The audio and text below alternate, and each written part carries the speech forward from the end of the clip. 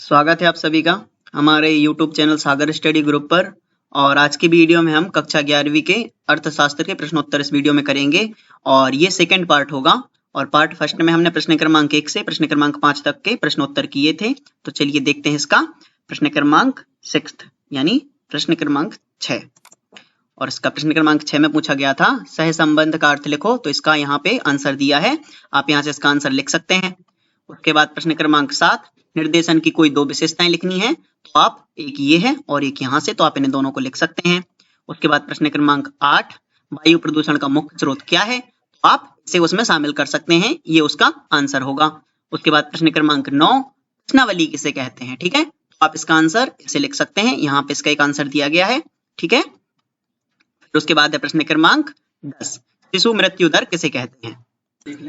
तो इसका आंसर होगा यहाँ पर दिया है, ये इसका आंसर होगा, तो आप इसे यहाँ से लिख सकते हैं, ठीक है। उसके बाद प्रश्न क्रमांक देखते हैं 11वां और देखते हैं प्रश्न क्रमांक 11वां में क्या है। तो प्रश्न क्रमांक 10 का जो रह गया था आंसर और आप उसमें इस आंसर को शामिल करेंगे तो वह आंसर कंप्लीट हो जाएगा, वह अधूरा है, ठीक है। उसके बाद प्रश्न क्रमांक 11 इसमें पूछा है वर्गीकरण तथा सारणीयन में अंतर क्या होता है, तो आप इसे यहाँ से लिख सकते हैं, ठीक है, ये इसका आंसर होगा। और यहाँ पे कुछ उसका जो सेकंड आंसर है, सॉरी क्वेश्चन है, प्रश्नावली तथा अनुसूची में अंतर लिखिए।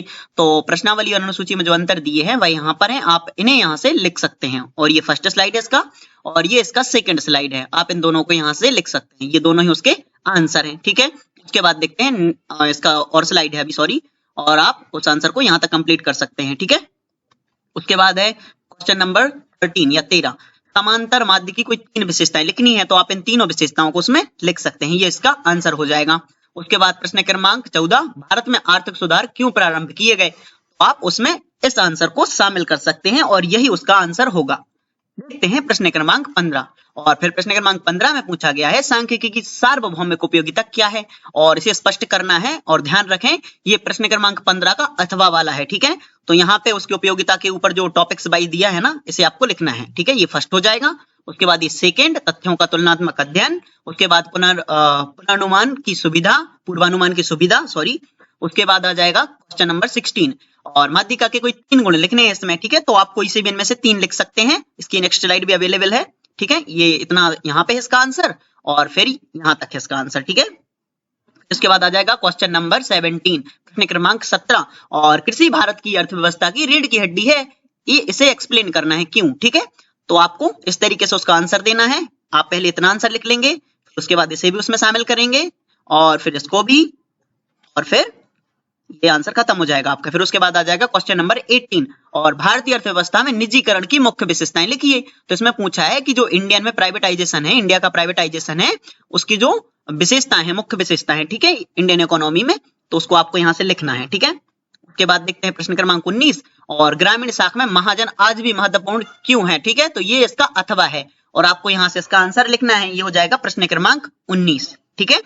उसके बाद देखते हैं प्रश्न क्रमांक 20 प्रदूषण के विभिन्न प्रकारों का वर्णन कीजिए, ठीक है, तो आप यहाँ से इसे लिख सकते हैं, ठीक है। दूसरा हो जाएगा जल प्रदूषण और यहाँ पे इसका पहला था, यहाँ पहला था वायु प्रदूषण, उसके बाद था जल प्रदूषण, उसके बाद मृदा प्रदूषण, उसके बाद ध्वनि प्रदूषण और फिर 5वां रेडियो एक्टिव प्रदूषण, ठीक है।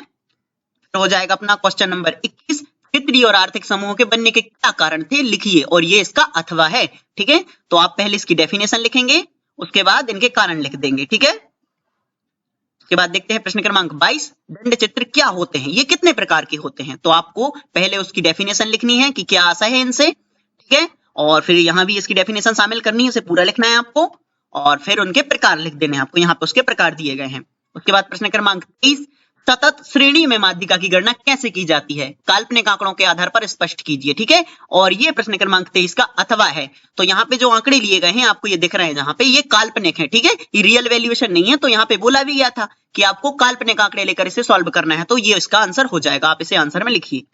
उसके बाद हो जाएगा क्वेश्चन नंबर 24, ये हो जाएगा क्वेश्चन नंबर 24 प्रमाप विचलन के कोई 5 गुण लिखना है आपको, ठीक है, तो आप यहाँ से इसके 5 गुण लिख सकते हैं, सेकेंड और थर्ड, उसके बाद फोर्थ और ये कंप्लीट हो जाएगा। उसके बाद प्रश्न क्रमांक 25, भारतीय योजनाओं की 4 उपलब्धियां बताना है और यह भी इसका अथवा है। तो यहाँ पे बताना है कि भारतीय योजनाएं जो है, इंडियन पॉलिसीज जो हैं, उनकी जो उपलब्धियां हैं उन्हें बताना है। तो इसका फर्स्ट हो जाएगा राष्ट्रीय आय में वृद्धि, आप इसे लिखें और ये चार्ट भी बनाना है आपको।